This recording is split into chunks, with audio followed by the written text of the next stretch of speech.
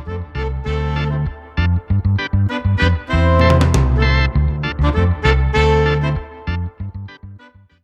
what's going on, everyone?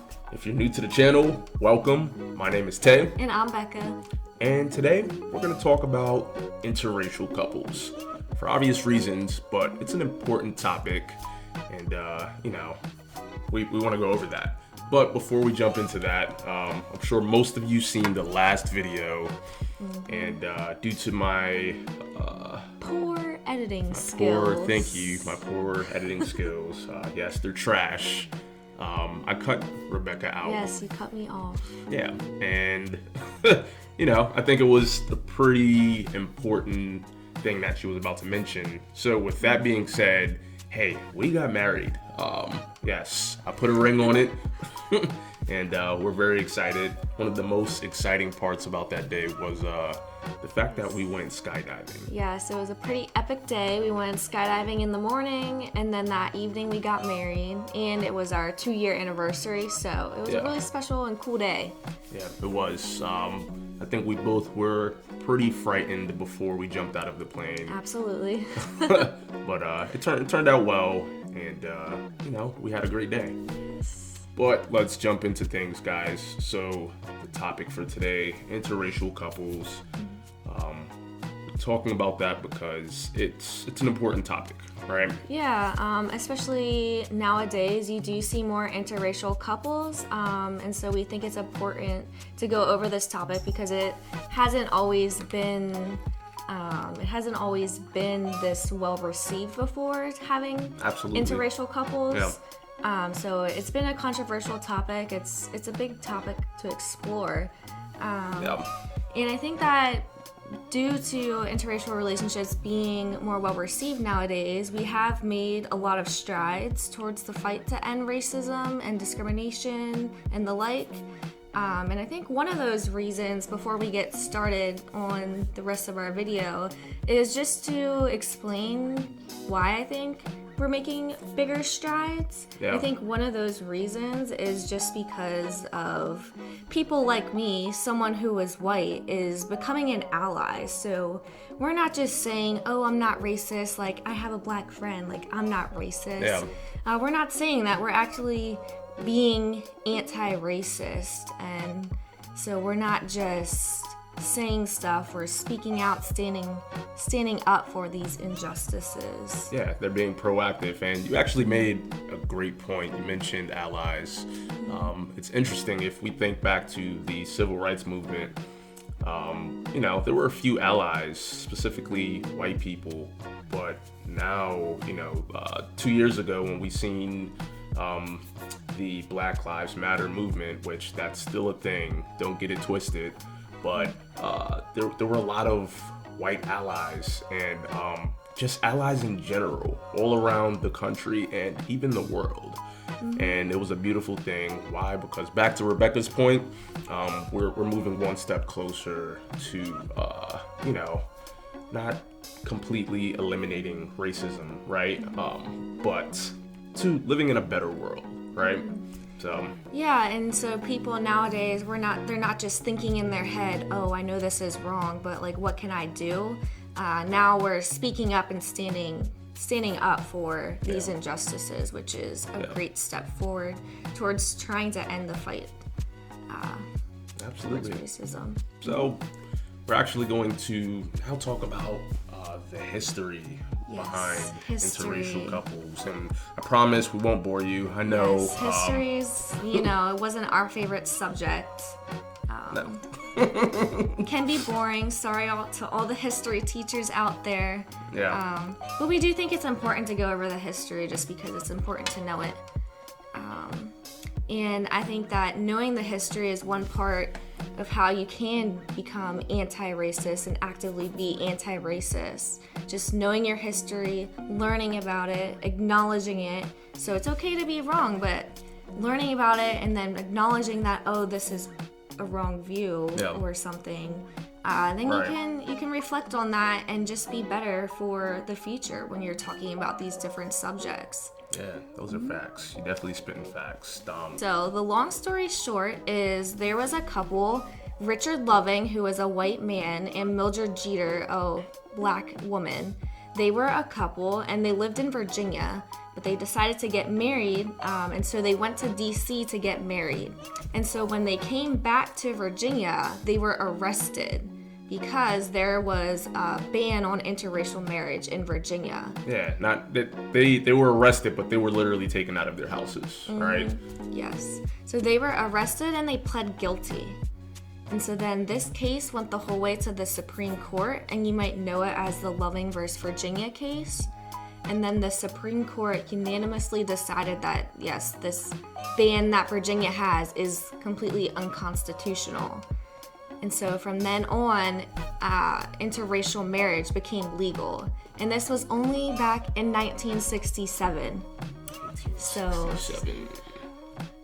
it's just, that was not that far long ago. I'm not that great in math, but that wasn't long ago. And I am good at math, but, that's not that far. Yeah. Not that long ago. So it's just insane the strides that we've been able to make just not that long ago. Absolutely. And that was one of the biggest cases in Supreme Court history. So if you haven't heard about that case, look it up. I had to educate myself. But yeah, the next topic, let's talk about that one. Yeah, so we're just going to go over some questions just because, like we've just mentioned with the history, it's been controversial. Has been throughout history people who are not supportive of the idea of interracial marriage. Yeah. And so when they see interracial couples, they have a lot of questions. So we think it's important to go over some of these questions that are pretty common. Yeah. Okay, so let's jump into the Q&A. So we only have a few questions, some questions that we may have been asked, or some of our other interracial friends, couples may have been asked. But the first one, which I'll ask Rebecca, is love colorblind? Yeah, so is love colorblind? I think that's a very deep question, but point blank, I think no, love is not colorblind, nor should it be colorblind. Okay. And just hearing this question, it just makes me think of the phrase, I don't see color. And, I think this is like a question, a statement that a lot of people make. And, while they have the greatest intentions, they're trying to empathize with you. I just think that it's a problematic statement to make. So when you're being colorblind, I think that you're not truly validating that other person's thoughts, experiences that they've had. And struggles. Yeah, so like when you're coming to talk to me about some of your past and your history, that how you grew up, if you heard me say I don't see color, you might think, oh, does she not think my experiences are valid? Wow. Okay. So I just think that you have to see color because you want to try and better understand their experiences, right. Know that they are valid, and just learn from that so you can better support your partner. I think it's... Those are great points, Becca, and I honestly never thought about it that way. And I've actually had friends, especially during the Black Lives Matter movement 2 years ago, that, specifically said to me, hey, I love you, bro. I don't see color. And, none of that racism shit matters to me. So, something around those lines.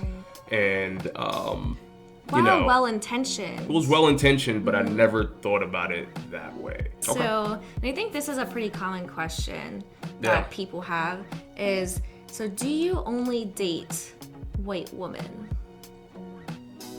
Well, I'm married, so I'm committed to only one woman, and she happens to be white. But when I was in the dating scene, that wasn't actually the case. I wouldn't say that I only date white women. I love black women. I love everyone. Why? Because God is love, and because of that, I love everyone.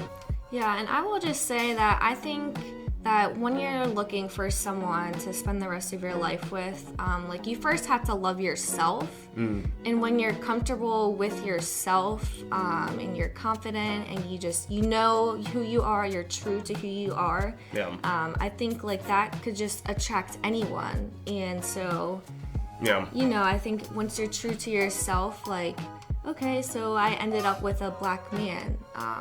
Beautiful black man. Yes, very beautiful. All right, so on to the third and final question, which is, are you worried about your future children? I think we get asked this pretty often, and it's a valid question, but what are your thoughts on that? Yeah, so it's definitely a valid question because, I'm a white woman and you're a black man. Even though that I'm white and he's black, like our child is going to be perceived as black in this world that we live in today. Absolutely, and most of the time, that black child will be perceived as a threat, unfortunately, in the world that we live today. Yes. So, okay, so that pretty much concludes our video. Did you have any last minute thoughts? Yeah, I just want to say one thing. Is just, like we've just mentioned, interracial relationships, marriages, there's been some really hard times, but it's definitely worth it once you educate yourself, you learn, reflect, and then it's worth it. Absolutely worth it. I think that's a great point, Becca. But with all of that being said, so we'd love to hear your thoughts. Yes, we would love to see your comments, feedback about this topic. Yep, so go down below, comment, tell us what you think about the video, the questions, some of the history, and maybe even give us some feedback. So, with all of that being said, thanks for watching, stay safe, and be blessed. Peace.